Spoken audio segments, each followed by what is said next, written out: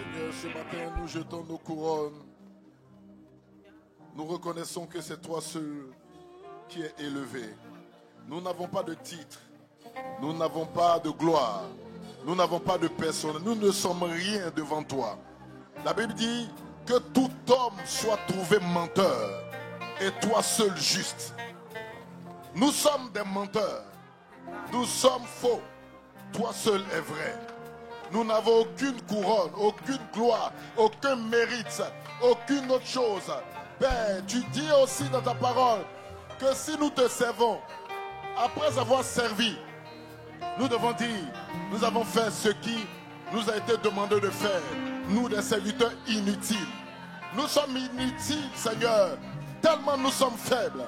Mais c'est par ta miséricorde que nous sommes devenus utiles. Seigneur, nous jetons tout. Nous jetons tout. Nous jetons tout ce matin. Nous jetons tout ce matin. Nous jetons tout ce matin. Nous jetons tout ce matin. Les quebrados procès. Toi seul est Dieu. Toi seul est Dieu. Toi seul est assis sur le trône.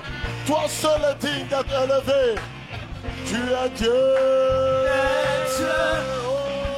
Dans les cieux. Nous jetons nos couronnes. Et nous t'adorons.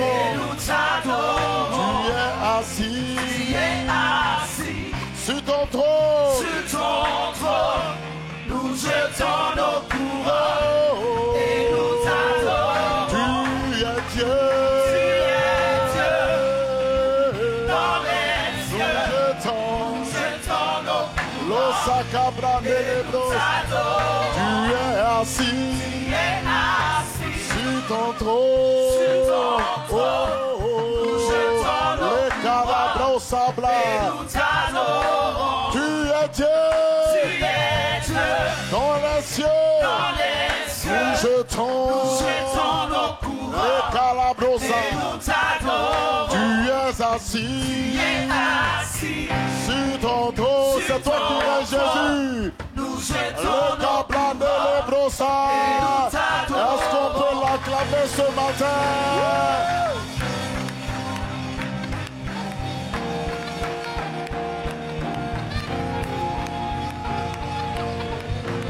Les brossas blandés, les brossas. Les blandos, la blande, les brossés, les blés. Malo blandé, les brossas. Alléluia. Waouh. Dis à un voisin, je suis béni d'être à côté de toi. Dis-lui. Bon, on dirait qu'il n'a pas compris. Il faut lui dire, voisin, tu es béni d'être à côté de moi. Parce que quand je suis à côté de toi, tu sens l'onction venir vers toi. C'est parce que je suis un canal de bénédiction. Est-ce qu'on peut acclamer Jésus, le ressuscité, celui qui change ta vie, celui qui te relève de ta faiblesse, celui qui t'établit, celui qui te remet sur le chemin, celui qui te fait prendre ton envol. C'est Jésus, c'est Jésus. Les blâmeaux. Alléluia. Alléluia. On peut bénir le Seigneur pour nos chantres et se rasseoir. Acclame Dieu pour les chantres. Merci Jésus. Amen. Est-ce que quelqu'un est là ce matin? Amen. Est-ce qu'on peut rentrer dans la parole de Dieu? Est-ce que qui veut que Dieu parle ce matin? Je crois que je suis un canal, comme toi tu es un canal de bénédiction pour moi, je suis un canal de bénédiction pour toi aussi ce matin. Et je suis un canal de bénédiction pour moi-même. Amen. Je sens que, je suis convaincu, c'est pas vrai, je suis convaincu que toi qui m'écoutes ce matin, tu es choisi par Dieu dans ta famille. Je sais pas, mais c'est plus qu'une conviction, c'est fort. Amen. Alléluia. Tu vas être la personne qui va ouvrir de nouvelles voies. Amen. Ton voisin, peut-être, il ne croit pas, mais moi, je crois. Alléluia. Je ne dis pas ça pour te motiver. Amen. Ça dit que à cause de toi-même, je sens que, moi, je suis convaincu que c'est à cause de toi que Dieu me parle. Amen. Alléluia. C'est à cause de toi. Amen. Tu es tellement béni que Dieu veut te dire quelque chose. Et je dis que dans ta famille, regarde ta famille, pendant qu'il parle, il faut imaginer ta famille. Dans ta famille, toi tu vas apporter quelque chose de nouveau. Amen. Tu vas ouvrir des portes qui vont descendre sur des descendances. Ton frère aussi qui s'est converti va ouvrir aussi une porte. Amen. Quand ils vont parler de vous, on va dire une génération de pépés, de mémés, ceux-là, quand ils sont venus. Amen. Je crois que tu es né pour essuyer des larmes qui ont coulé dans ta famille.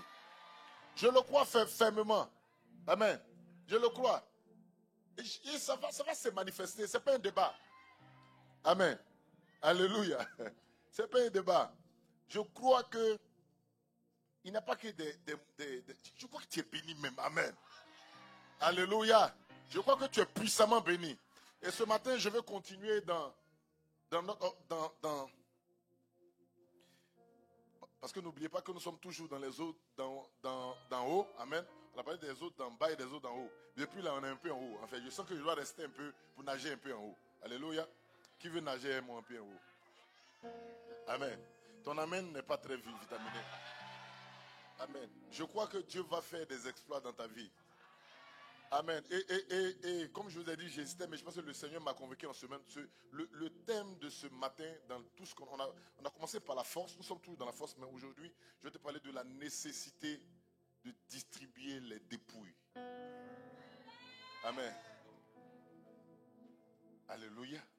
Il y a une nécessité de distribuer des dépouilles. Parce que notre verset de base, bon, vous vous rappelez ce qu'on a dit le dimanche précédent, non? Maintenant, il ne veut plus trop durer sur les rappels. Qui n'était pas là dimanche passé? Levez bien les mains. Levez la main. Pourquoi toujours il y a des gens comme ça? Je ne sais pas. Que vos nombreux péchés soient. Allez, amen. Nous avons le ministère de la réconciliation, le ministère du pardon des péchés. Amen. Alléluia. Amen. Je veux t'inciter à ne plus être en colère contre ton voisin, contre les gens qui te font du mal, mais d'être en colère comme des systèmes, des malédictions qui opèrent, des choses qui se sont répétées de génération en génération. La Bible parle de toi, on dit tu vas rebâtir sur des anciennes ruines. Autrement dit, tu as une mission de construire sur tout ce qui était gâté. Tu n'as pas reçu comme mission de fuir. Tu as reçu comme mission de construire là où c'est gâté. Autrement dit, Dieu veut que tu ailles là où c'était gâté là et que tu rebâtisses là. Ouais, il y a trop de fuyards. C'est pour ça que tu n'es pas bien, amen. Ici, la malédiction est trop. J'ai pris un avion, j'ai parti d'un autre pour recommencer ma vie. Si Dieu ne t'a pas envoyé, ça ne sert à rien. La Bible, le territoire duquel nous parlons, c'est un territoire spirituel. Il faut changer de pays, ça va te poursuivre. Amen. J'ai t'aidé à comprendre ce matin. Regardez-moi la nécessité de distribuer les dépouilles. Nous avons parlé de l'importance de la force. Amen. Je vais revenir sur la force. C'est pourquoi je ne rappelle pas trop, je vais revenir sur la force. Amen. Parce que je vous ai dit, j'ai parlé les 7 tresses de Samson. Ça m'a plu. Donc, la semaine, j'ai tenté de réécouter encore le message passé sur les 7 esprits de Dieu. Amen. Amen. Donc, il priait pour que Dieu m'explique comment Satan. C'est parce que Dalila n'a pas découpé. C'est pas, quand Dalila a coupé les 7 tresses, c'était la fin. Mais Samson avait enfreint des règles. Il avait coupé ces 7 tresses. Il avait 7 tresses. C'est l'énergie. Quand tu as 7 tresses, la puissance de Dieu se manifeste. Quand tes 7 tresses sont activées, les 7 esprits de Dieu t'accompagnent. Quand les 7 sont activés, tu n'as pas besoin de faire beaucoup d'efforts. La Bible dit que l'esprit de Dieu saisissait Samson. Tu es là, et puis l'esprit tombe sur toi pour opérer de grandes choses. Amen. Quand les 7 esprits de Dieu sont avec toi, tu prends la porte de la ville. Hein? Tu enlèves la porte avec le poteau plus la barre. Tu soulèves, tu mets sur ton épaule. Et puis tu vas sur la montagne. Tes ennemis ne peuvent plus te poursuivre parce qu'ils ont envie de contempler l'exploit que Dieu fait à toi. C'est-à-dire que comment quelqu'un peut soulever? Donc ses ennemis sont derrière lui et puis il marche doucement. Parce qu'aucune flèche ne l'a eu. Il y avait des gardes au bord des portes. Mais on n'a pas dit qu'on a poursuivi Samson pour le tuer. Tellement soulevé porte là, je suis convaincu. Au ciel, on aura la bonne image. Mais je suis convaincu que les gens étaient derrière lui. Ils applaudissaient Samson, Samson. C'est que tes ennemis vont acclamer Parce que tellement ils ont voulu te tuer avant ta naissance, t'empêcher de réussir. Quand tu as passé, eux ils se sont dit, ouais, ils vont dire, on arrête. On va voir ce qui va se passer. Je vois tes ennemis être confondus. Donne-moi un bon amen. Alléluia. Donc j'aurai l'occasion de revenir sur la force. Et on va parler des types d'autorité et de force. On aura l'occasion de parler de ça. Amen. Aujourd'hui, je veux, comme c'est dernier dimanche, je dépasse trop l'heure. Et des gens me critiquent dans leur cœur. Qui me critique? Ils ne sont pas là. Amen. Alors, la nécessité de distribuer les dépouilles. Alors, notre verset de base, c'est Luc 11, verset 21, qui est rempli d'enseignements. La Bible dit, lorsqu'un homme fort et bien armé garde sa maison, ce qu'il possède est en sûreté. On a dit dimanche passé l'importance, on dit, il y a des choses que tu peux garder en sûreté. La sûreté existe dans le monde spirituel. Garder une activité, garder une vie, garder un mariage, garder une prospérité, ça peut se faire spirituellement. Garder en sûreté, ça se fait. Ce n'est pas ton intelligence qui garde tes biens. Tu peux tout perdre en un jour. Mais les gens qui ont gardé spirituellement, même quand physiquement ils perdent de l'argent, dans les mois qui suivent, ça revient. Pourquoi? Parce qu'ils n'ont rien perdu spirituellement. On peut garder une vie, on peut tout garder. Mais la Bible va dire ceci. La Bible va dire, mais si un plus fort que lui subvient et le dompte. Donc il y a une notion de plus fort. Je vais revenir là-dessus plus tard. La Bible dit, il lui enlève toutes les armes dans lesquelles il se confiait. Donc les armes, j'aurai l'occasion de revenir, de passer un moment d'approcher sur les armes de l'homme fort. C'est important, la mentalité, la première, la mentalité. On aura l'occasion de revenir sur ces points-là. Et la Bible va dire, toutes les armes dans lesquelles il se confiait et il distribue ses dépouilles. Donc aujourd'hui, je vais t'encourager à aller jusqu'au bout.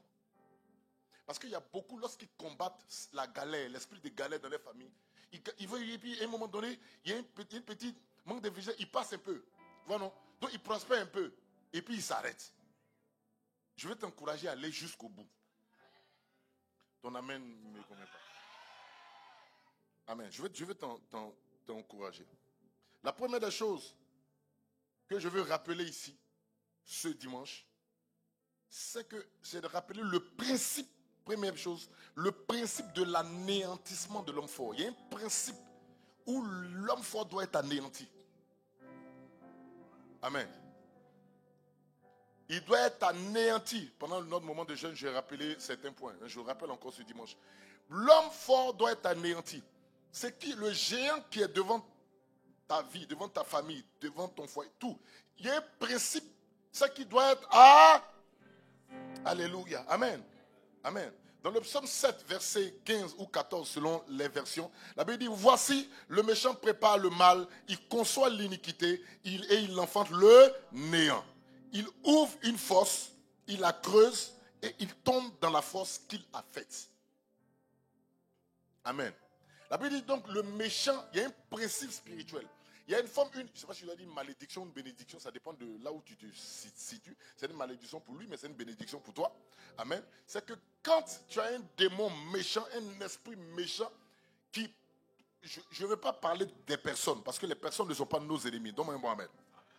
La Bible dit qu'il t'en veut, il manigance des choses contre toi.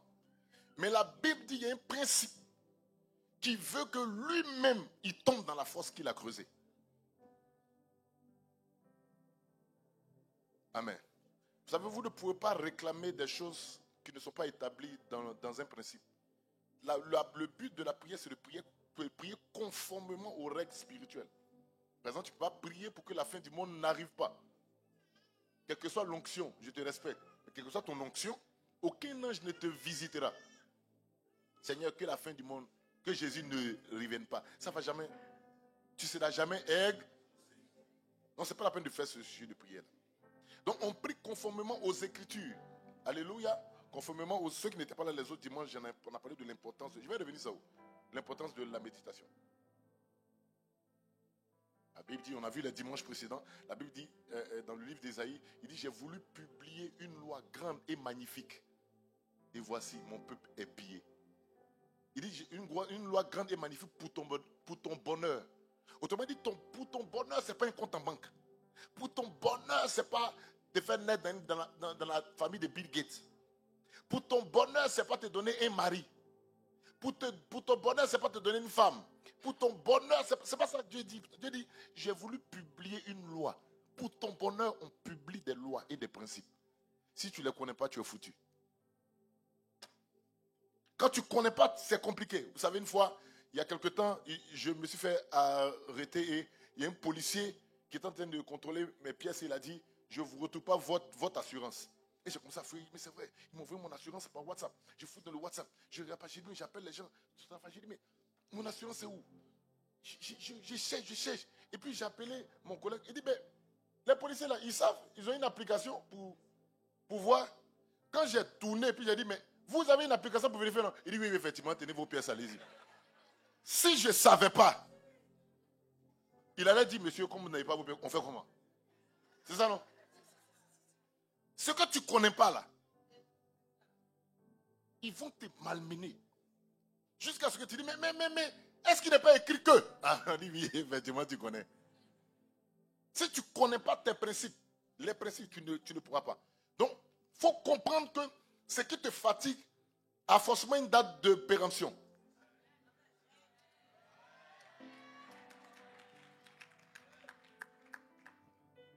Alléluia. Proverbe 28, verset 10. Celui qui égare les hommes droits dans la mauvaise voie tombe dans la fosse qu'il a creusée, mais les hommes intègres héritent le bonheur. La Bible dit, si quelqu'un est en train de faire quelque chose qui est méchant, il y a un principe qu'on dit aussi, c'est parce que tu ne connais pas, pour le réclamer, pour réclamer l'accomplissement de ce principe. Celui qui est méchant, qui veut du mal à votre famille, qui dit que tous ceux-là, ils n'ont qu'à se bloquer à tel niveau. Tous ceux qui naissent de cette famille-là doivent être comme ça. Tous ceux que personne ne sort. Celui qui veut, s'il y a un principe spirituel, comme tu crois que c'est vraiment eux qui font, en fait, je vais te montrer que il suffit de jouer ta part. Ce n'est pas eux. C'est parce que c'est ton ignorance qui fait qu'ils sont devenus grands. Il y a un principe qui leur dit que si spirituellement tu te mets sur une famille, tu te mets sur une personne, sache qu'il y a un décret. Que tout ce que tu creuses là, on peut te faire tomber dans les mêmes trous. Ou si tu trouves un méchant, que ce soit un démon comme si c'est un homme. Alléluia. Proverbe 26, verset 27. Celui qui creuse une fosse, et la pierre revient sur celui qui la roule. La Bible dit que celui qui creuse une fosse là, il tombe dedans. Donc au lieu de pleurer pour dire les gens sont contre moi, on creuse les trous, il faut appliquer le décret qui a été proclamé. Il doit tomber dedans. À un moment donné, tu te fais ça, tu dis, bon, tu as fini de me fatiguer, non? On tombe dans ton trou maintenant. Il dit quel trou? C'est pas toi qui as creusé. Il faut tomber dedans. Donne-moi amen. Ecclésiaste 10, verset 8. Ecclésiaste chapitre 10, verset 8. La Bible dit, celui qui creuse une fosse, il tombera. Et celui qui renverse une muraille sera mordu par un serpent. Tu as peur des serpents, mais il y a des serpents qui sont là spécialement pour mordre ceux qui renversent les murailles. La muraille sert à protéger. Donc il y a des gens qui viennent enlever tes protections, des esprits qui enlèvent. Il y a une forme de serpent. Jésus la mère même. Il y a un serpent qui est là pour les chicoter.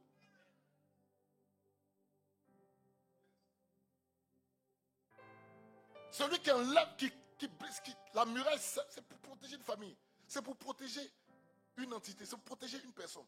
Celui qui veut casser pour que le malheur passe. C'est que lui-même là, il y a une forme de serpent. Il ne sait pas si c'est un démon, il ne sait pas. Ce n'est pas mon problème. En tout cas, il ne sait pas qui doit le mordre.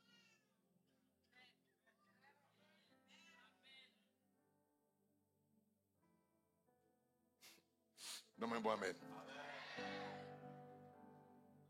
Dieu veut enterrer. Ça veut dire que la volonté de Dieu, là, c'est que les géants qui te fatiguent, là, on les enterre.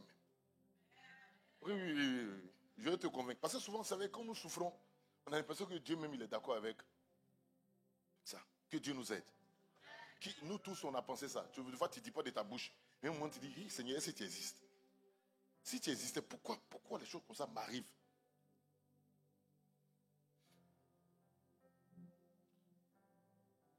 Dans Exode 14, verset 13, je vais te convaincre que Dieu veut que ce qui te fatigue n'existe plus.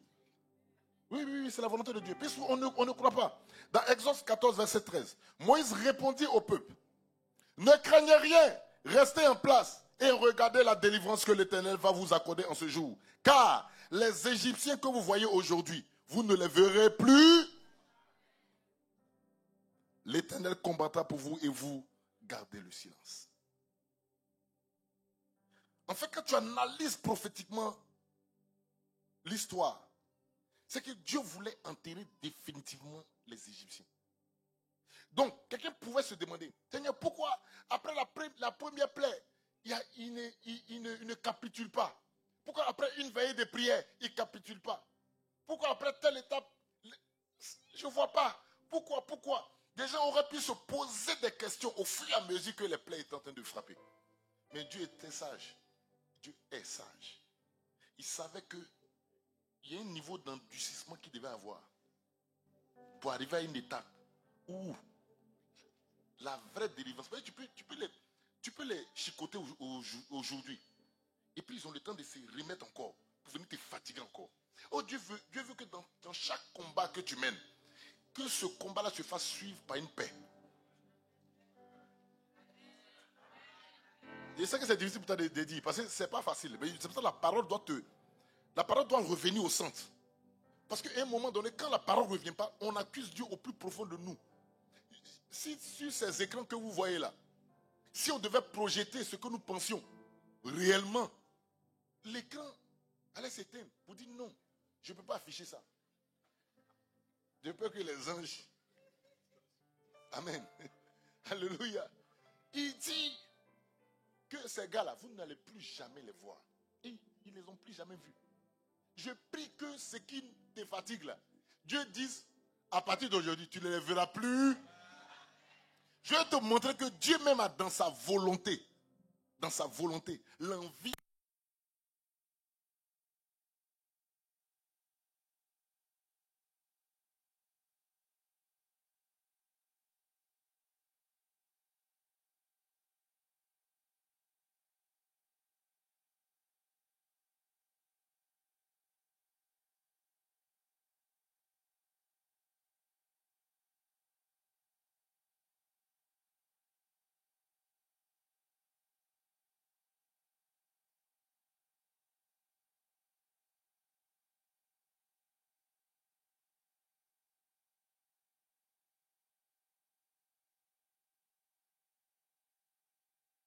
Bien, mais lui, toujours, toujours veut faire des coups bas. Il faut fuir.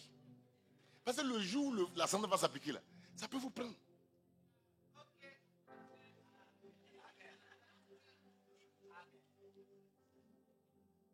C'est cruel, hein? Et les enfants, tout ça, nous ont mis dedans. Maintenant, hier, pendant que je préparais le message, j'ai voulu creuser quand même cette délivrance-là pour voir dans la Bible, dans tout le chapitre, qu'est-ce qui s'est passé. Et puis je me suis rendu compte que la parole est vraie. Lisez bien Daniel. Quand on a fini de les jeter là, il n'a plus eu d'attaque contre lui. Tu vois que tu ne pensais pas ça. Moi, je ne pensais pas ça. Je vais te donner les titres de tous les chapitres de Daniel. Daniel chapitre 1, ça parle de la captivité de Babylone. On les prend en captivité. Daniel chapitre 2, c'est le premier songe du roi où il menace de tuer tous les sages. C'est ça, non? Il dit, vous là, vous voulez me blaguer. Hein? Vous voulez me mentir. Expliquez-moi le songe là. Et puis qu'on parte. Donc Daniel explique le songe dans chapitre 2. Chapitre 3, le roi donne l'ordre d'adorer une statue d'or. Ceux qui sont visés ici, ce n'est pas Daniel, ce sont ses trois amis. Ça va comment? Meshach. Oh, quel réconfort. Amen. Amen. Ça, c'est Daniel chapitre 3. Daniel chapitre 4. Il y a Daniel, le chef, quelqu'un dit le chef des magiciens. Et je peux faire une parenthèse sur ça. Est-ce que tu sais que si tu arrivais au temps de Daniel, que tu demandais, c'est qui est Daniel? Son titre, là, c'était chef des magiciens.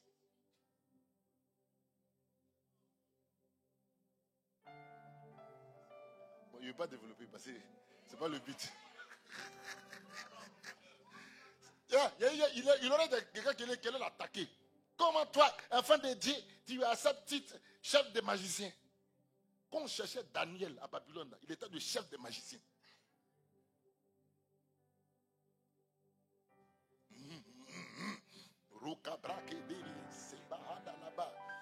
Élevez le niveau, les gars. Élevez le niveau. Lisez, la Bible dit Daniel, chef des magiciens. Bon, d'accord. Il explique le son du roi et au bout de 12 mois, Nebuchadnezzar est chassé. Parce qu'on l'avait mis de côté. On a mis un peu. Et puis Daniel, non, c'est après qu'on l'a mis de côté. Nebuchadnezzar fait un autre songe. Où il a vu l'arbre là. Et puis, il a expliqué, toi là, on va te chasser. Ah, c'est courageux. Que Dieu nous donne l'onction comme ça. C'est-à-dire qu'il est tellement loin qu'il dit non, ce qui va t'arriver là, c'est pas bon. Qui peut. Il y a des gens, il faut être sage. Il faut être sage. Tu n'as pas parti dire là, on t'a appelé pour expliquer le songe. Même si Dieu t'a dit que le gars là, que je vais aller. Donne-moi un bon amen. Amen. L'histoire raconte qu'il y avait un voyant. Il voyait tout dans un royaume. Et il commençait à gêner le roi. Et le roi dit lui, là, sa popularité grandit trop, je vais le tuer. Le roi qu'il appelait un jour. Il dit, dites-lui de venir. L'heure à laquelle il appelait le gars savait que c'était pour le tuer. Quand il est rentré, le roi l'a dit, est-ce que tu sais pourquoi j'ai été appelé? Quand tu vois tout, non? Il dit oui, je sais. Tu m'as appelé pour me tuer. Mais je sais aussi, selon ce que j'ai vu, que après, dès qu'on me tue, toi, on va te tuer aussi. Le gars dit, on le tue plus, il a mis quelque part là-bas. Il dit, nourrissez-le bien. Il n'a qu'à bien manger. C'est la sagesse. Amen. Alléluia. Et dans Daniel chapitre 4, Nebuchadnezzar devient comme un animal. Il est chassé comme un animal. Il vit pendant un temps comme un animal. Et puis il revient. Daniel chapitre 5, c'est le banquet de Belchassar, son fils. Ok? C'est là que Daniel vient interpréter le doigt qui a écrit pesez, pesez, je t'ai trouvé léger. Et c'est Daniel chapitre 6 que les ennemis la disent, il devient trop influent. C'est là qu'il faut faire le complot contre lui. Quand ils ont fait le complot et que Dieu a englouti ses ennemis, Daniel chapitre 7, ses visions ont changé. C'est là qu'il a commencé à voir les êtres. Il a commencé à avoir des visitations extraordinaires. Et vous lisez jusqu'à la fin. Daniel est dans vision jusqu'à la fin. J'ai dit, il aura un engloutissement. Tu ne vas plus jamais entendre parler de quelque chose. Oui. Quand ils ont englouti les ennemis de Daniel chapitre 6, là, on n'a plus entendu parler. De quelqu'un qui va essayer. Et tous sont passés l'information. Le gars là, est-ce que tu lui là, quand on l'a raté là, c'est pas bon. Donc, on a qu'à se focaliser sur ceux qui ne prient pas, ceux qui voilà. Il y a des gars là, on ne touche plus. Je crois qu'il y a une dimension, après avoir souffert, une réalité spirituelle que tu prends.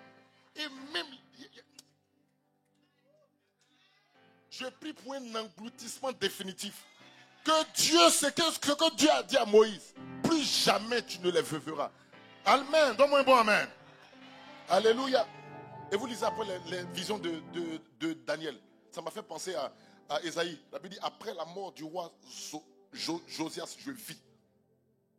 Comme s'il y a une entité qui faisait qu'il ne voyait pas. Quand Daniel a englouti ses ennemis, paf, ses visions sont devenues extraordinaires. On lui explique les choses de la fin des temps jusqu'à la venue de Jésus.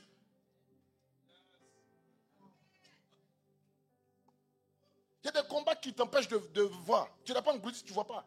On ne voit pas notre avenir. On est là, ils sont sur nous. Les taux de combat, tout ça. Qu'ils soient engloutis, alléluia. On peut voir encore la même histoire. Je ne vais pas le lire dans le livre d'Esther. Mardoché. Amen. Il a fait un bois pour pendre.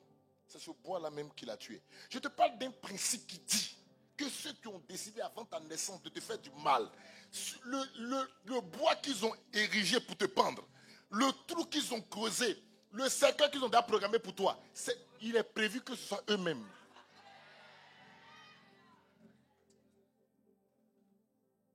Amen. Donc, la première chose que je te dis, c'est de te rappeler ce principe-là. La deuxième chose que je veux te dire ce matin, en train de partir peu à peu vers la dépouille. La deuxième chose que je veux te dire ce matin, c'est que ce que tu n'as pas anéanti va revenir. Pas forcément parce qu'il est têtu. Parce que s'il y a des têtus, tu peux le qualifier de têtu. Mais le deuxième têtu, c'est toi et moi. Puisque le gars, on lui a dit, tu dois l'engloutir. Il dit, lui, il ne s'engloutit pas. Toi aussi, tu dis, comme tu ne t'engloutis pas, moi aussi, je ne te fais rien. Donc vous deux, vous êtes des personnes désobéissantes. Une chose que tu n'as pas réglée parce que tu t'es marié, tu baisses les bras. Tu as un petit travail. On te donne 1 million, 1,5 million. Tu as démarché à l'église. Tu as t'envoler. En fait, c'est que quand tu es pauvre, là, ton niveau de pauvreté fait que quand on te donne quelque chose, ton niveau de galère peut te maintenir dans une mentalité. Oui.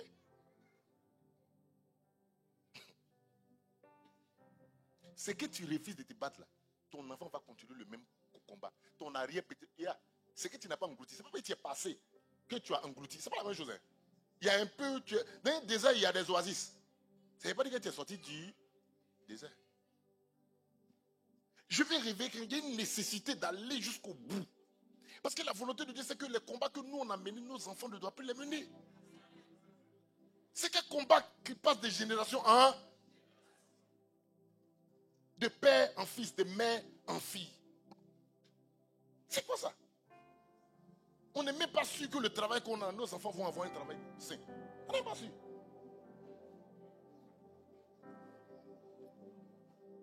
Du coup, on a construit une maison.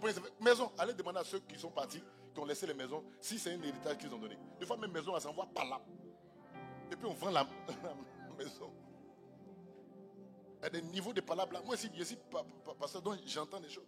Il y a des niveaux de palabres qui créent la haine entre frères et sœurs. Qu'est-ce dit haine là? C'est haine, hein? C'est pas une bénédiction. La vraie bénédiction, c'est que vous soyez en paix. Et que l'héritage vous soit communiqué. Donne-moi un mot, amen. Donc, ce qui n'est pas anéanti reviendra. Bien aimé. Vous savez, les combats qu'on mène, ce n'est pas fait de dire je vais à l'église. En Christ, il y a la réalité. Mais c'est par la foi qu'on va prendre cette réalité pour la manifester. Donne-moi un mot, amen. Donc, venir s'asseoir sur les bancs de l'église, ce n'est pas suffisant.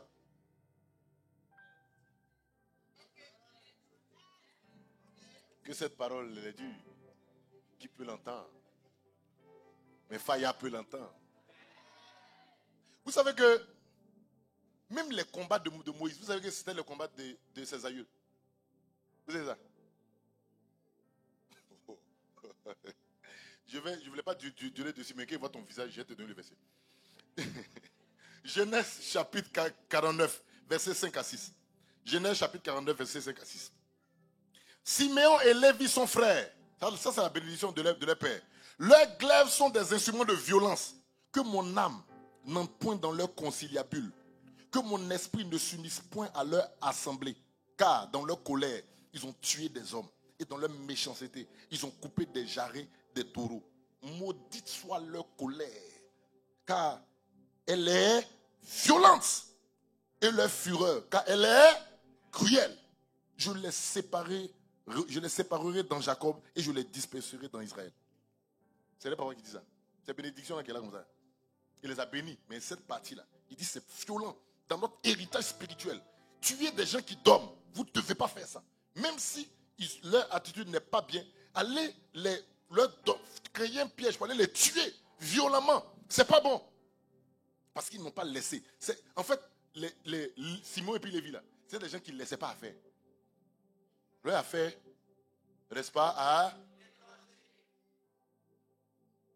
Il y a des gens comme ça dans la salle. Là. Amen.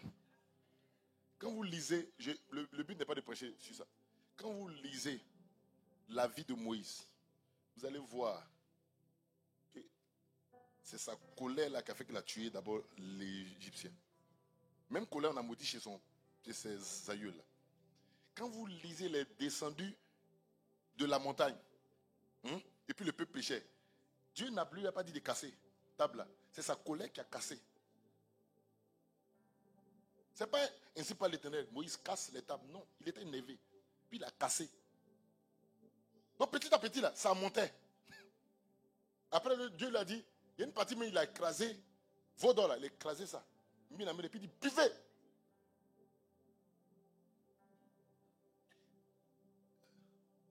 C'est son même combat là qui a fait qu'il est parti frapper le rocher parce qu'il était fatigué. Et ça l'a empêché de rentrer dans la terre promise. C'était un combat de ses aïeux.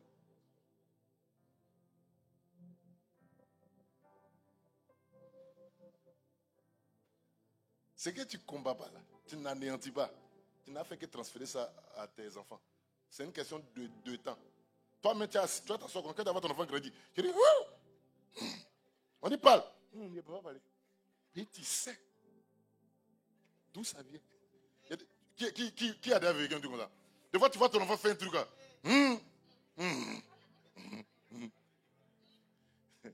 Et je me demande pourquoi tu fais ça. Il dit, c'est qu'il voit dans ça là. Il sait ce qu'il faisait avant. S'il n'attaque pas ça maintenant. Donc, même bon, amen. C'est qui a disqualifié Moïse. Ce n'était qu'un combat qu'il n'avait pas mené. Il a refusé d'affronter. Ses aïeux n'ont pas affronté et englouti la colère qui les fatiguait là. Et leur enfant n'est pas rentré dans la terre promise. Je vais te pousser aujourd'hui à faire te réveiller sur la nécessité de te battre. Parce que très souvent quand les enfants de Dieu ont travail, maison, voiture, et puis ils tombent.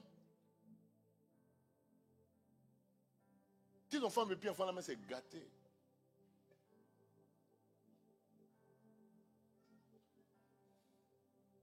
Est-ce que ce que je dis est clair? Maintenant, je peux continuer.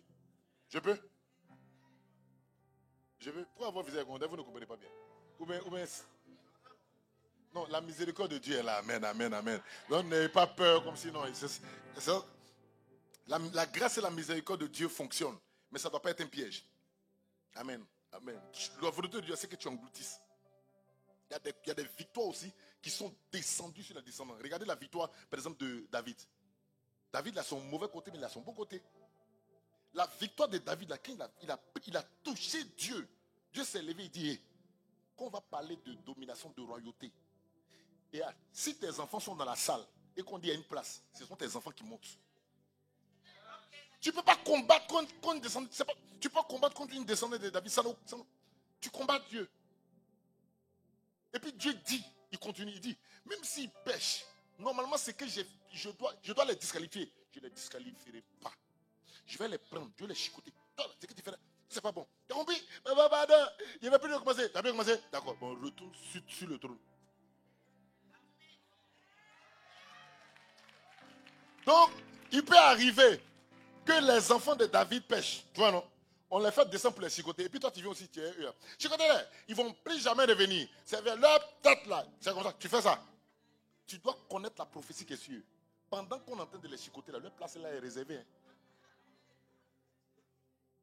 Regardez un père qui a ouvert ça sur sa descendance.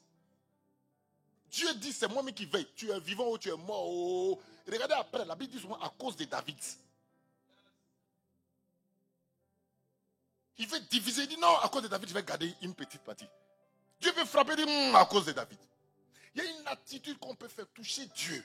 Et Dieu va parler sur une descendance. Il n'y a pas que des malédictions. Donc ne sois pas triste. Il y a de bonnes choses qui t'arrivent. Il y a de bonnes choses qui t'arrivent. Il y a de bonnes choses qui t'arrivent. Donne-moi un bon amen. Bien-aimé, allons vers les choses réelles. Venir à l'église, ça ne suffit pas. Chanter, jouer au piano, ça ne suffit pas. Prêcher, ça ne suffit pas. Ce n'est pas que tu prêches que tu vis ça. Ça n'a rien à voir. Maintenant, je peux toucher le point du jour. Je peux? Maintenant, pourquoi tu dois arriver dans tes combats là? On a dit, on enlève les sésames et on distribue ces dépouilles. Pourquoi tu dois arriver jusqu'à la dépouille? Est-ce que je peux prêcher? Amen. Vous savez, les sujets, ça me passionne. Alléluia.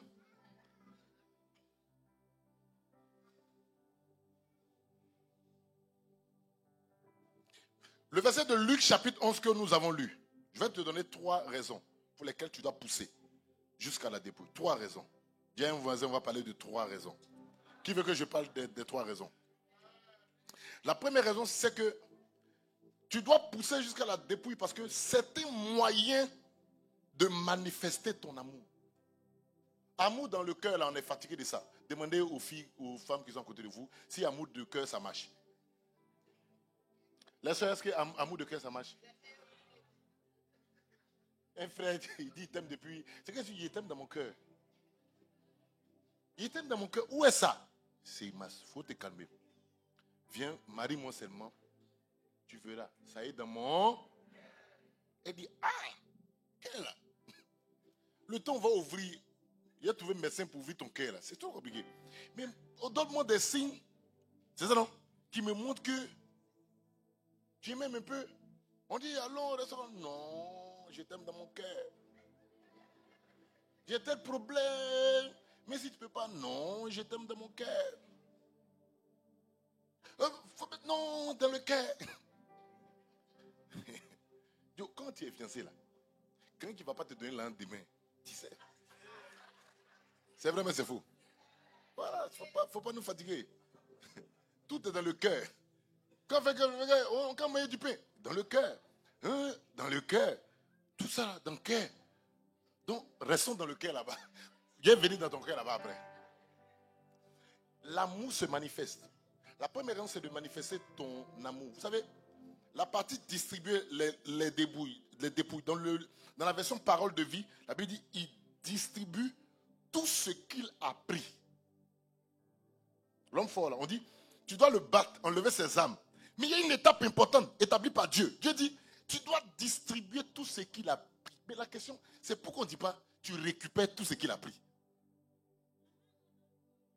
Le mot, j'ai cherché dans plusieurs versions pour voir si c'est seulement lui second là qui a parlé de distribuer. Toutes les versions parlent de distribuer ce qu'il a pris. On parle de dépouilles, ce qu'il a pris, distribuer, d'habits. Et il fait le partage de ses dépouilles. J'ai beaucoup de versions. Ça suppose quoi? Ça suppose que celui qui va affronter un homme fort dans sa famille, dans sa vie, doit il doit être foncièrement bon pour ne pas penser seul.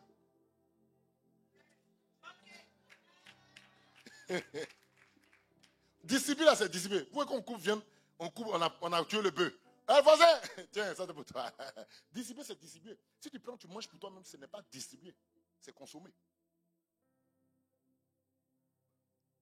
Ça veut dire que pendant que tu es en train de combattre ce qui te fatigue là, si dans ta tête, tu n'as pas l'esprit de la distribution, tu es déjà faible. Parce qu'on le combat pour distribuer.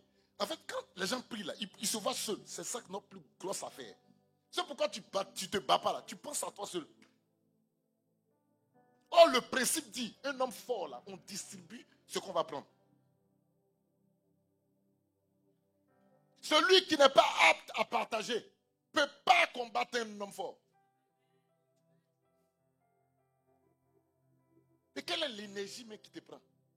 Tu penses seul. Tu penses seul. Tu penses seul. Dans le livre de...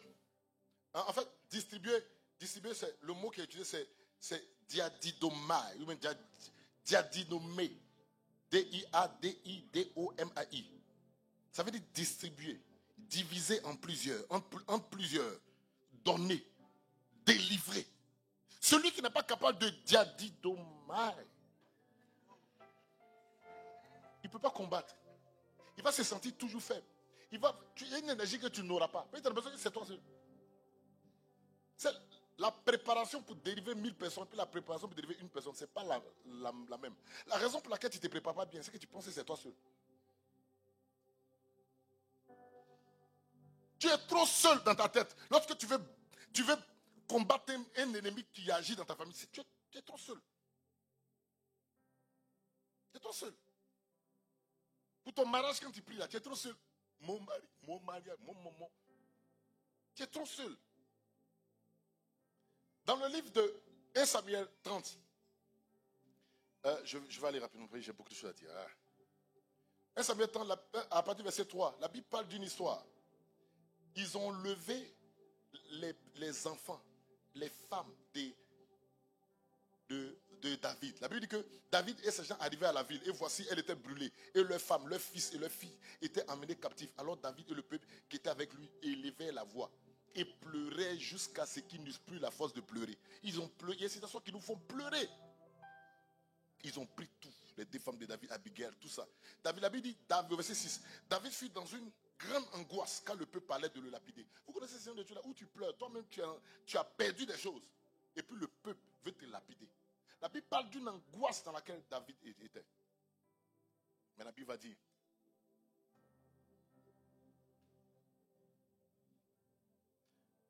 mais David reprit courage en s'appuyant sur l'Éternel son Dieu. Vous savez, en s'appuyant sur l'Éternel, tu reprends courage. En s'appuyant sur ton Dieu, l'énergie qu'on ne pense pas voir là, ça revient. En s'appuyant sur ton Dieu, il y a une force qui revient. Je prie que quelqu'un soit fortifié ce matin. Que quels que soient les pleurs que tu as eus, que le courage vienne du ciel et te saisisse au nom de Jésus. Que Dieu vienne te fortifier. David a pleuré, c'est pour ça que tu pleures aussi. Tout le monde pleure. Pleurer. Tu vas pleurer. Mais la Bible dit qu'il s'appuyait sur l'Éternel. Mais la Bible va dire, je vais un peu vite. La Bible va dire, qui sont partis? Il y a un point sur les richesses qu'ils ont pu prendre. Je vais revenir dessus le point après. Mais lorsqu'il a fini de prendre la richesse, il revenait. Au verset 21. La Bible dit, David arriva auprès des 200 hommes qui avaient été trop fatigués pour le suivre. C'est-à-dire que dans le combat là, David a été abandonné par 200 personnes.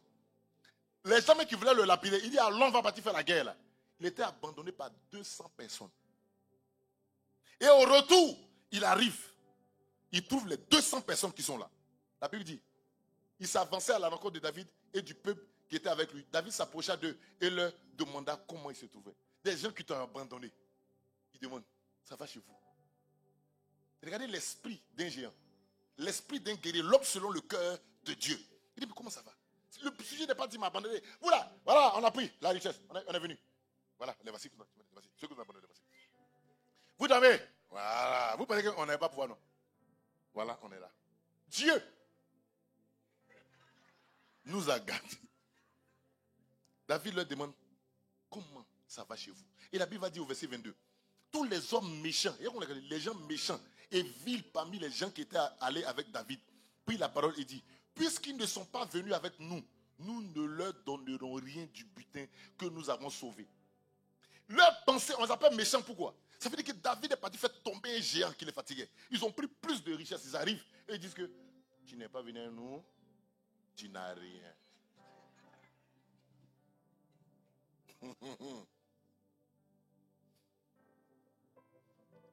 Et au verset 23, la Bible dit, mais David dit, n'agissez pas ainsi, mes frères, au sujet de ce que l'Éternel nous a donné.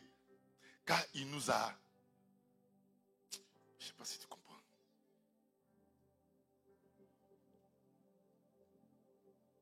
Et il a livré entre nos mains la troupe qui était venue contre nous. Et qui vous écouterait dans cette affaire? La part doit être la même pour celui qui est descendu sur le champ de bataille et pour celui qui est resté près des bagages. Ensemble, ils partageront. La majorité d'entre nous, on va dire, on fait 2 tiers. Non. Ceux qui sont restés ont une demi-fois. Mais ça, non. Regardez le cœur de David. David dit non. Considérez plutôt Dieu qui nous a fait grâce, qui nous a délivrés. Les biens là, partageons. Quand tu n'as pas l'esprit de partage, donc pendant le moment tu combats là pour ta famille, tu as l'impression qu'une chose qui te donne une fausse gloire, c'est moi. Il y avait une dit après que c'est moi qui ai envoyé telle chose dans la famille, c'est moi. Le momonisme qui veut te faire voir. La pensée de Dieu lorsque tu combats un géant, c'est qu'il n'y a pas de tête, il n'y a pas de... Je partage tout ce que j'aurais pris. Si tu n'as pas l'esprit de... Comment on dit ça? Comment on dit le mot là? C'est hier, il est écrit. Attends. Diadidomai. Si tu n'as pas l'esprit de Diadidomai, tu ne peux pas. David a risqué sa vie. Des gens sont restés à côté des brebis, d'autres les ont abandonnés. Ah non, on est fatigué. Non, on va rester ici. Il n'est pas venu faire règlement de compte de ceux qui l'ont abandonné. Règlement de compte de ceux qui l'ont critiqué. Règlement de compte de ceux qui ont fait ça. Il dit non. Tous ceux qui ont Diadidomai, l'esprit de Diadidomai est moi. Et regardez le cœur de David. Vous savez, Dieu ne choisit pas les gens au hasard. C'est le cœur. Oui, c'est le cœur. L'homme selon le cœur de Dieu, tu peux dire que c'est comme ça, c'est au hasard. Il a un cœur. Et la Bible dit au verset 25, il en fut ainsi dès ce jour et dans la suite. Et l'on a fait de cela jusqu'à ce jour une loi et une coutume en Israël. C'est à cause de David qu'on a établi la coutume de on partage tout. C'est à cause de lui. La Bible dit que c'est depuis ce jour-là que la loi, vous savez, il y a une force, il y a une forme de méchant. Vous savez, souvent même de petites choses. C'est pas grave. Souvent c'est bien de dire aux gens, les gens qui sont des paresseux. Il faut le dire. La Bible est complète. Si tu enlèves une partie, ce n'est pas bien.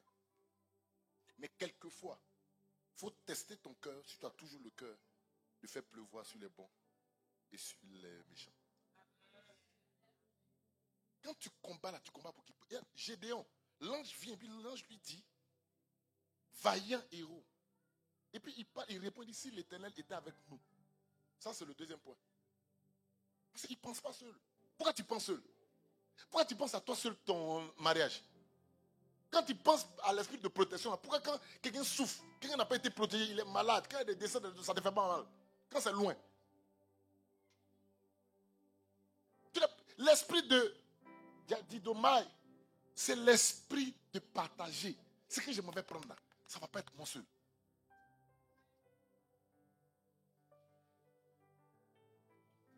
Et la deuxième chose, la deuxième raison, c'est ce que je viens d'annoncer. C'est parce que tu dois libérer plusieurs. Dis-moi libérer plusieurs. Amen. L'esprit, je crois que la Bible dit que, d'abord la Bible dit que toute écriture est inspirée de Dieu pour nous enseigner. Il y aurait quand Samson a enlevé la porte de la ville, c'était pour libérer tous les prisonniers. Parce qu'il n'y a pas de porte, il n'y a plus de porte. Et puis si vous avez force, allez prendre ça sur la montagne pour faire descendre.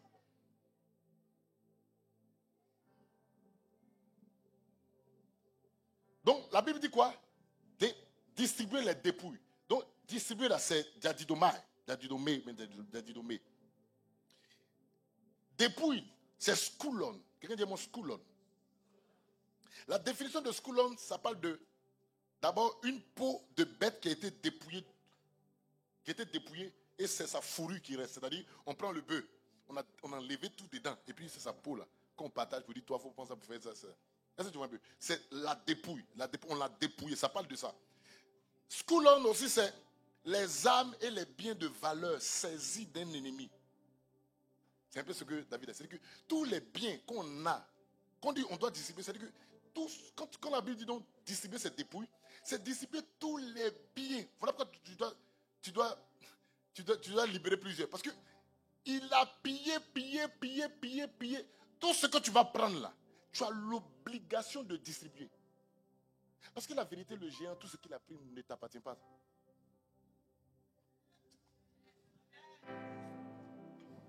Scoulon vient du mot scoulo. Scoulo veut dire, il y a une des définitions qui veut dire vexé, affligé, ennuyé, importuné. Donc distribuer les dépouilles, c'est-à-dire que des gens que des géants ont primés, ils ont volé la joie de plusieurs personnes. Ils ont attristé plusieurs personnes. Tu dois partir reprendre leur joie et le leur redonner. Tu dois aller distribuer. Tu régales. Le gars a volé. Ah, c'était pour la famille Yao. Ah, si le géant que tu es resté pour. Attends, moi c'est pour mon frère. Je donne à mon frère. C'est pour ça que les vraies délivrances coulent sur plusieurs personnes. À chaque fois qu'un géant tombe, regardez bien, l'un des signes que Dieu a agi, ça déborde toujours de ta vie et ça bénit d'autres personnes, même quand ils n'ont pas prié.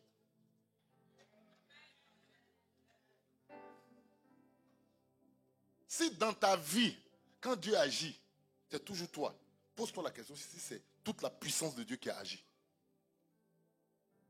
Demande-toi. Je rentrais dans une entreprise et ma femme qui est là, j'ai parti négocier, je devais m'embaucher, nous donner un salaire. Ici, dans ta maison, je dis à ma femme, salaire là, on dirait c'est petit. Non. Je dis non, c'est petit. Je dis non, on dirait c'est pas petit. Le lendemain, je suis parti là-bas. Je dis non, c'est petit. Il a parlé, le gars, il dit d'accord, je t'accorde ce que tu veux. Mais, il y a une condition. Ce que je te donne là, celui qu'on a embauché aussi, je lui donne. Il dit, j'ai pas de problème. Un gars, il dormait là-bas. C'est-à-dire qu'il dormait. Lui-même, on l'a embauché avant moi. Son salaire a augmenté comme ça. Il ne peut pas me dire merci, il ne sait pas que c'est moi. Il a vu ça, Dieu l'a visité. Mais c'est vrai que Dieu l'a visité. Regardez la pêche miraculeuse. Les poissons ont débordé. Ils sont partis dans une autre bac qui était vide. Je ne sais pas si je... Quand Dieu travaille, il y a toujours des gens isolés. Jésus n'était pas dans la bac de ceux qui étaient à côté. Ils n'ont pas prêté le bac. Mais l'exaucement les visite. Si ton exaucement ne déborde pas sur des gens, même quand ils n'ont pas prié, ce n'est pas Dieu encore qui est en train d'agir. Dieu fait déborder sur des gens qui ne méritent pas.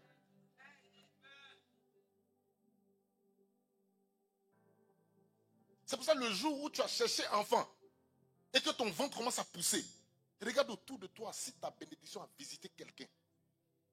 Et quand tu n'as pas vu, que ça te fasse un peu mal. Parce que tout débordement doit visiter quelqu'un qui n'a pas eu le même temps de prière que toi. En fait, toute visitation de Dieu doit manifester la grâce et son amour. Doit monter à quelqu'un qui ne méritait pas, mais il a eu.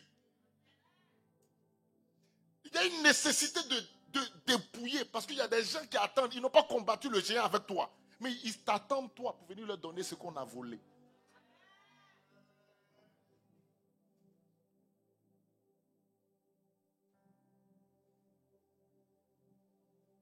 On doit distribuer les schools, les dépouilles. C'est une obligation spirituelle. Donc quand tu pries, tu dois te demander, j'ai distribué quoi? Si vraiment j'ai vaincu ce problème-là, et le signe que je l'ai vaincu, c'est qu'il ne va pas descendre sur ma descendance, parce que je l'ai vaincu. Mais quel est le signe? Je bénis qui est ça? Quand je déborde, ça déborde sur lequel de mes frères, laquelle de mes soeurs. Que ce soit biologique comme à l'église. Qui était visité avec moi? Je peux vous rendre de nombreux témoins dans ma vie. Tous ceux qui sont autour de moi savent. Quand il y a un truc qui arrive dans ma vie, il y a toujours quelqu'un. Parce que ce qu'il dit, c'est vrai, mais c'est faux. Voilà, il y a toujours quelqu'un. C'est un des signes qui me montre que Dieu vient d'agir dans ma vie. Toujours. Je n'ai pas cité plein. Ils sont autour de moi. C'est pas, tu leur donnes le micro, ils vont te citer. Rares sont les fois où je me réjouis seul. Il y a longtemps, ça ne m'arrive pas. Quand il dit, je sens que Dieu va me faire une grâce. Il y a toujours 2 ou 3 personnes qui ont la même grâce.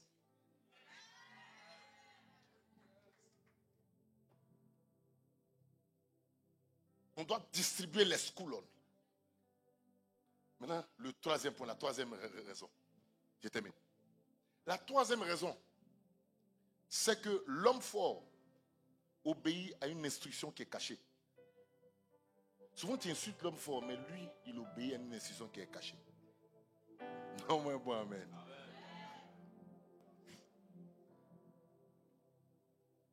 L'homme fort obéit à une instruction cachée.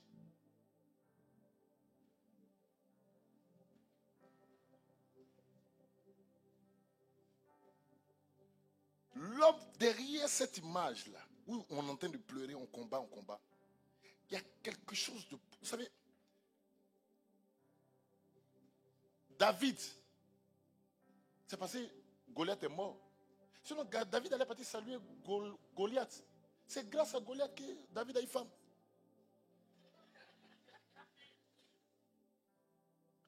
Sans Goliath, David n'allait pas rentrer dans la famille du roi. Je suis convaincu qu'après les jours qu'on suit là, j'ai dit, hey, Goliath, merci. Grâce à toi, je suis ce que je suis. Ton géant a une instruction cachée de te propulser à un niveau que tu ne peux pas atteindre. Le problème duquel tu te plains là, lui, il a une note dans sa tête. C'est qu'il est venu pour te servir. C'est toi qui ne sais pas.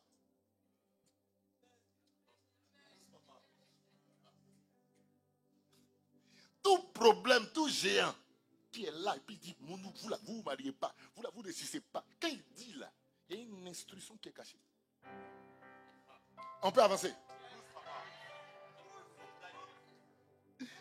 Ah, la Bible c'est doux, amen. On est déjà nés, les gars. On a déjà connu Jésus. Donne-moi un bon amen. Il y a une instruction cachée qui est derrière le géant. Le géant même vient pour te servir. Donc quand tu dis géant quitte là, il n'obéit pas. Il ne t'obéit pas, mais en fait il obéit à une instruction qui lui dit qu'il ne faut pas le quitter.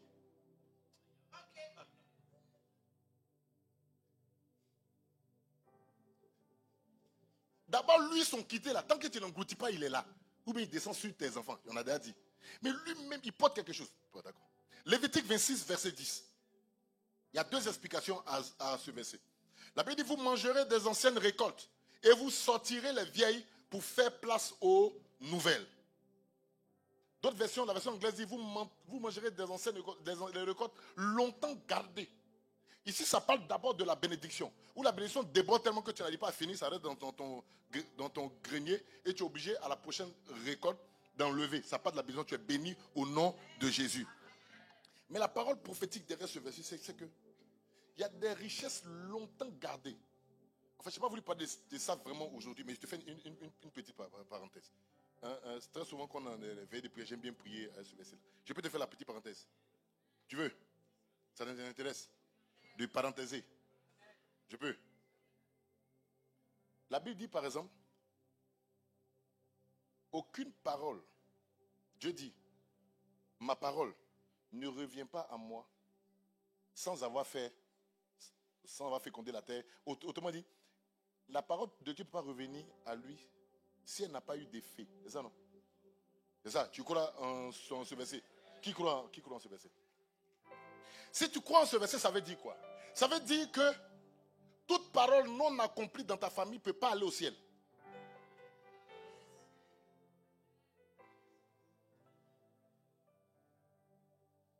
Tu dis, Seigneur, ils ont volé, tu dis à mon papa. Nos familles, on ne se marie pas. Donc, toutes les onctions négatives de non-mariage, là, ce n'est pas retourner au ciel. Autrement dit, quand une parole revient vers Dieu pour dire, Seigneur, moi, je n'ai pas pu faire. Ils sont têtus là-bas, les femmes sont têtues. Ils ne veulent pas se convertir. Dieu le regarde. Tu fais quoi ici? Tu fais quoi ici? Retourne. Dieu dit, ça ne peut pas revenir. Ça ne peut pas. C'est lui qui dit. Autrement dit, ce qu'on a volé à ton arrière-grand-père, ce qu'on a volé à ton père, ce qu'on a volé, tout ça là, ça plane encore sur votre famille.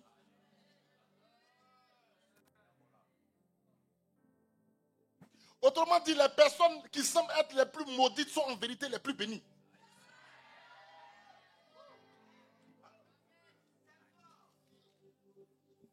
Plus tu m'expliques que tu es maudit, plus tu m'expliques qu'il y a des blocages.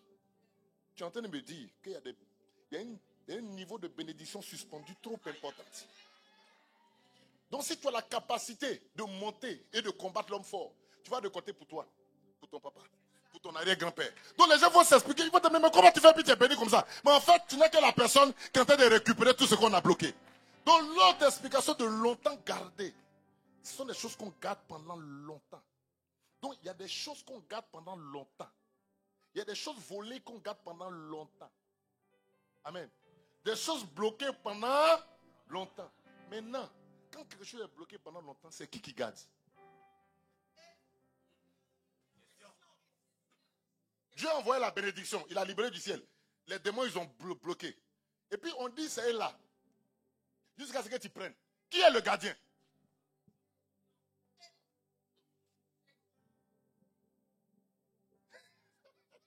En fait, l'homme fort est simplement le gardien qui gardait toutes les bénédictions.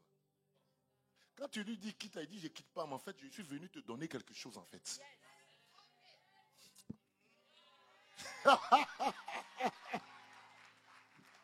Il dit non, je ne bouge pas. Parce que le gardien de tout ce qu'on a bloqué, c'est lui. C'est lui qui les gardait. Le principe est le suivant, si je peux expliquer. Bon, j'aurais aimé.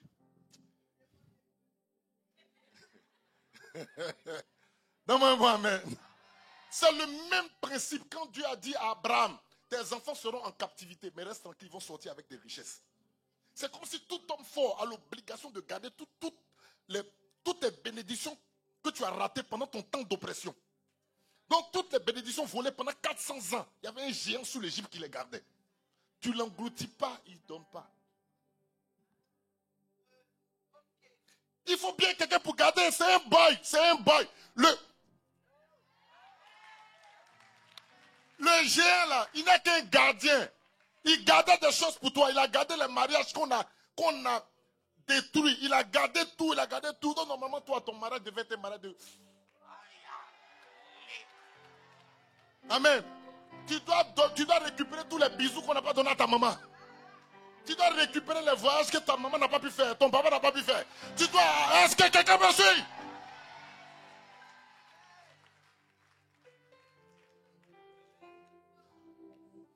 Bon, il faut que je termine. Je peux t'expliquer quelque chose pour finir. Le principe, j'ai pas... Vous lisez dans 2 Rois chapitre 7.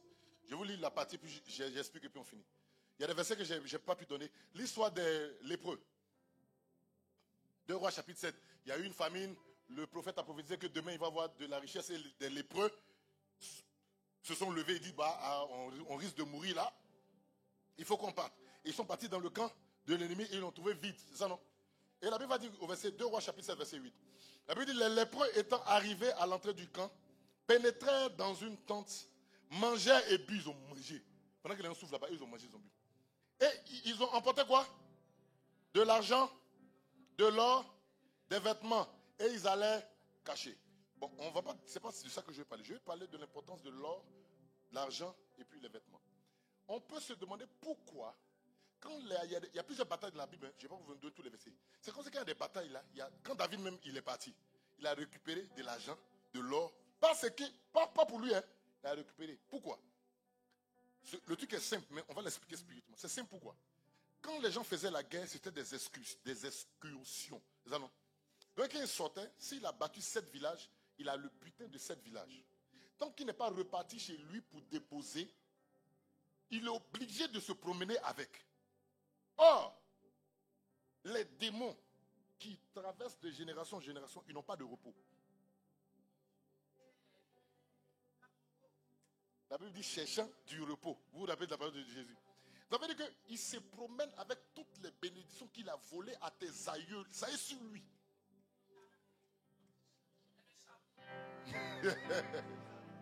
Il traverse les générations avec les bénédictions. Ça ne part pas.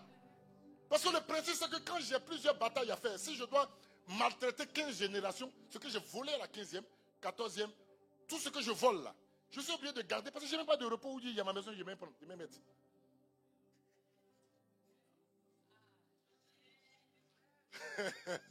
Donc tout géant est obligé de se promener avec un ensemble de bénédictions volées sur toutes les générations.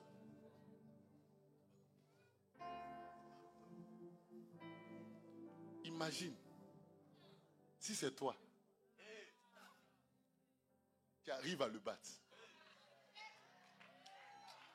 Je vais te faire voir quelque chose d'autre. Au lieu de pleurer, je vais te faire voir une opportunité. Au lieu de dire que tu es maudit, je vais te faire voir une bénédiction. Je vais te faire voir quelque chose. Est-ce que tes yeux sont en train de s'ouvrir? Tu comprends que ta vie de prière, ta vie de méditation doit changer. Ça doit pas être, c'est pas fonction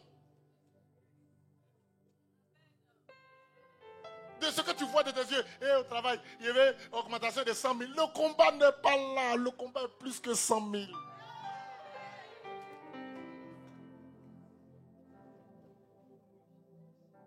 Pourquoi tu es obligé de distribuer? Parce que si tu ne distribues pas, on a vu dans l'histoire de David, on dit les méchants.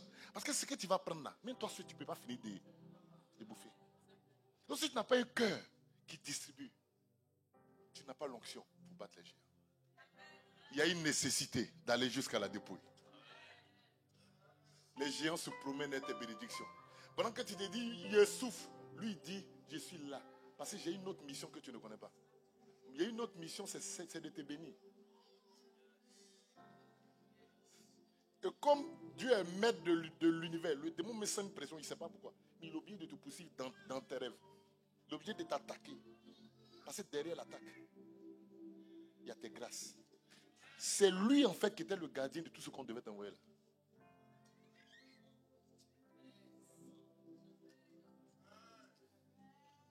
Quand tu dis je récupère, tu récupères dans la main de qui? C'est pas Dieu, tu as libéré. Mais tu récupères dans la main de qui? Il y a forcément quelqu'un qui gardait. C'est lui qui est venu te visiter là. C'est lui qui te fatigue en ce moment là. Donc quand tu refuses d'aller plus loin dans ta vie spirituelle, tu refuses une belle histoire où on va écrire au ciel que c'est toi qui as fait tomber le géant. Et la bénédiction va tellement te gifler que la Bible dit que tu n'auras pas de grenier pour garder.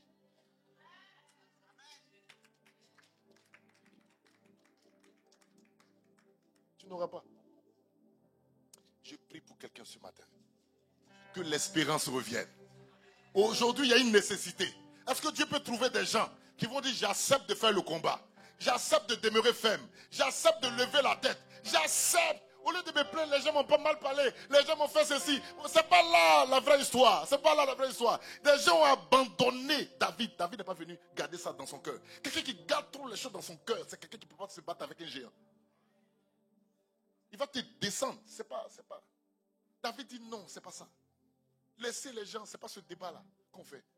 Il a été avec nous. Il dit il est fatigué, laissons. Même s'il a gardé les bagages, partageons.